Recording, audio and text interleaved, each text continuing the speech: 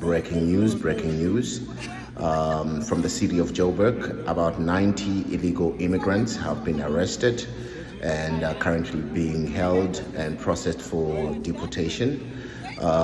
These are a group of illegal immigrants that were renting a building in Houghton. They were paying rent to also an illegal immigrant who is undocumented, who it has been discovered that he was paying the rent to a South African who is a white individual. Yes. So over time, the speculations have always been that, okay, these buildings are being hijacked by black folks or probably illegal immigrants or, but now it has been revealed that the enabler was a white individual. This is not a race card or about color, but this is just to formalize that crime is crime, irrespective of color, nationality, or creed. The law is the law, and it must take its course. Let us watch this news and hear what was uncovered. More than 90 illegal immigrants have been arrested at a hijacked house in Houghton in Sandton. Those who were arrested paid rent to another undocumented foreign national. Let's unpack the story and find out what else we know. The Johannesburg Public Safety MMC, Dr. Nqili Tswako, joins us this afternoon. Nqili, thanks very much indeed for your time. This is an incredibly alarming story, isn't it? Especially in the context of the scourge of human trafficking. What else do we know about these 90 people? Good afternoon, Michelle, and to the viewers at home. These individuals, they were staying in that house at Houghton. We got a tip-off from the neighbors, and apparently this has been reported a number of times, been probably years, and no one seemed to have actually acted on it. And they were paying to a foreign national, undocumented, and that foreign national was paying to what we could assume was the owner of the house, a white guy. He came in, and then there was some discussions and everything with the unit, and then he just ran off. When we found that, he said, no, there are not many people that are staying there, because the tip-off told us that there are a lot of parties that are happening there, especially over the weekend. There's a lot of people moving up and down. It looks like some criminal activity.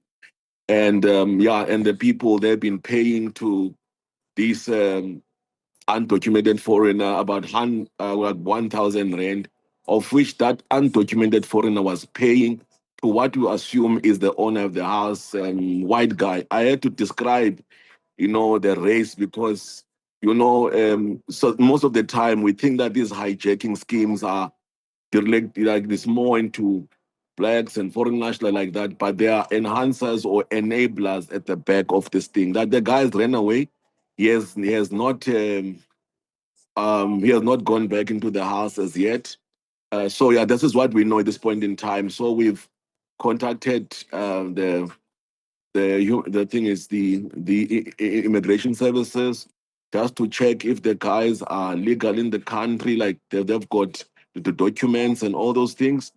And also we spoke to our guys from the EMS to look at the house, because we have to close the house, because you cannot have 80 people staying in that. It's actually it's environmentally unhealthy. I understand the rent collector is in police custody, but the owner of the house, the last point of call in this scam of paying the rent collector and the rent collector paying, who I assume is a South African man, you'll confirm that for us, that person is still not in police custody. Yes, he ran away. And I was even very angry with the guys, but how could you let this guy run away? But we're just checking, and so we are just doing a tracing of the house, who is the owner of the house and all of that. But let me tell you, Michelle, this is not new, by the way. There are many houses around. Actually, I got a lot of people on my tip-off line saying that I must look around Bryanston as well. Bryanston, Sandhurst, there are these houses that have been vacated for some reason, whatever. Owners passed on, and these are the houses that were left by the people after 1994.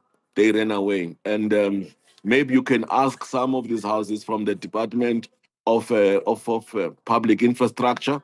There's a list of these houses as well that are standing out there, collecting dust and everything. They've never been occupied or never been taken to the market and all of that. So in those kind of houses, there are many here in the city of Johannesburg, and this syndicate, especially the undocumented foreigners, working with the South Africans. They actually hijack them, they put them in. You see, why they are targeting the undocumented foreigners is that if they don't pay rent, you can pack them like sardines in one room, 10 of them. You remember that house? I think there was a flat. I did an operation last year, greenhouse next to my, where you find that in a house you can have people stay about 10 of them staying in one room, and each of those people paying about between 500 and 1,000 rand.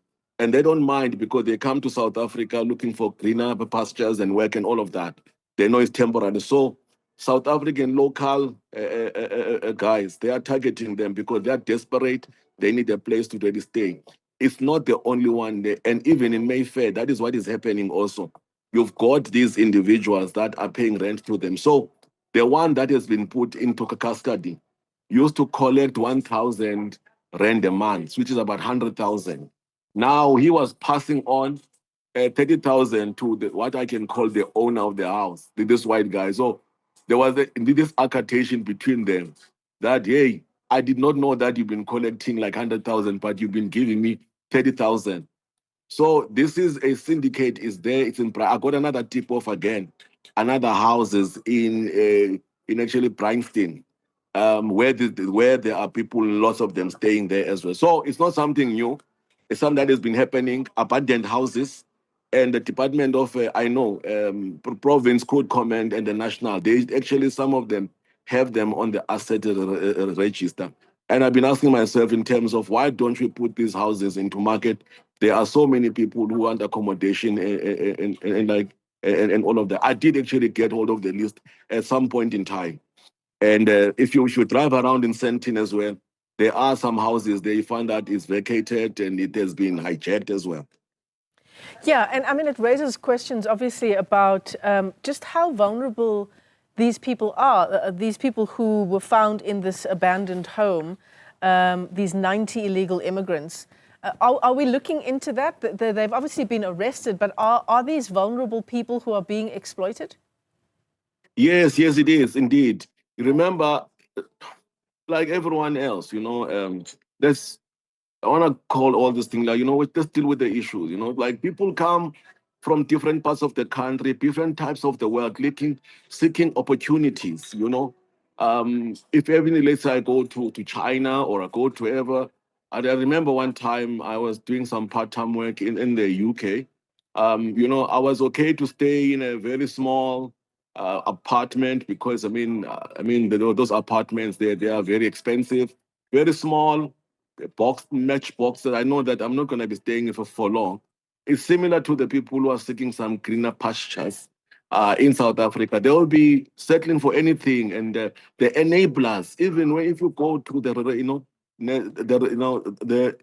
restaurant, you find that there are a lot of foreign nationals which are employed. We need to look at the enabler. The enablers are the owners of the shops. The enablers are these people who are putting these foreign nationals into this kind of this conduct they are in, because they know that they're not going, if they start talking, they'll be threatened of being taken back to their original country, which that they came to South Africa to look for jobs or greener, opportunities. We've seen that also in Mayfair when we discovered a number of those people. Some of them, they've been asked to work in very dirty areas, in conditions which are not proper. They said to them that you must work here for the next 3 years. We're not going to pay. We're going to give you food so that you can return the favor of of actually bringing you to South Africa. So there are those exploitations which are really happening. It's really happening inside here in the city of Joburg. So we are looking for the enablers. The other people, even if you go to the buildings, to look at these buildings which are being hijacked, you find that, of course, some of the hijackers are coming from Nigeria, Congo, others are coming from KZN and Limpopo and the Eastern Cape. The people that are staying in those houses, are in those flats, are vulnerable people who are innocently looking for really work. So Yeah. we need to really tighten up. What we want from the department is that every individual, when they come to the country, they must come and be documented. So we've asked the Home Affairs to really come on board, to really inspect and check what is really happening. Yeah, and this latest operation taking place in Houghton, in Sandton, you've also mentioned areas like Bryanston. It's notable that this is not something that's happening in an area like the Joburg CBD, for example, which is known for hijacked buildings. Yeah. No. This thing is actually everywhere. Windsor as well. It has been hijacked as well. If you go to Randburg as well, there's I don't know how we are really handling our property portfolio in South Africa in general. You know, the carelessness here is that when people are leaving or people they can't pay or people are relocating, going overseas, wherever, they just leave properties like that. And people just starting to come in, they're hijacking it. And then the law says that if people are occupied the place for about 24 hours, then you need to find them alternative accommodation. How on earth you going to find that personal alternative accommodation where the government has a backlog in terms of those houses? Then the people stay there. The city comes in because the people have not been paying rates. They're owing a lot of money. The city switches it off. Now the building becomes bad. It infects now, breeds criminality and all of that. So we need to get a very better management of our housing portfolio in the city, in the country, everywhere. Because even if I was in the Eastern Cape, because I'm from the Eastern Cape, in Buffalo City, I can tell you right now, it's actually turning to be more like CBD as well. There's a place there called it's the Southern Wood. Used to be very nice and upmarket. People have been hijacked there as well, undocumented foreigners, and there's drugs that have been exchanged, criminals coming from different parts of the country. It's becoming bad. Buildings are being hijacked. So it actually raised the question when I was there that how are we managing our property portfolio in South Africa? I think we're being careless. And we don't understand the fact that if you've got a house or a building standing still, people they want accommodation. So people are going to get inside, they hijack it, and then after that they will not be able to pay bills and all of that. So the government as well need to speed up the issue of affordable housing, because of course sometimes it's understandable because people they really need the house. There's no housing there as well. Yeah. I know that the city of Johannesburg through MMC Maba, they are pushing to get this housing out, but it's very, very hard. Well, there you have it. This news and case was uncovered by a tip-off by the neighbors, and this goes to show that South Africans are determined and they are really taking responsibility and informing the law enforcement and the police of whatever observations that are irregular. So this is a warning to every illegal immigrant. If probably you don't have papers and you've been getting away with it for some time, get yourself documented, or else risk being arrested and deported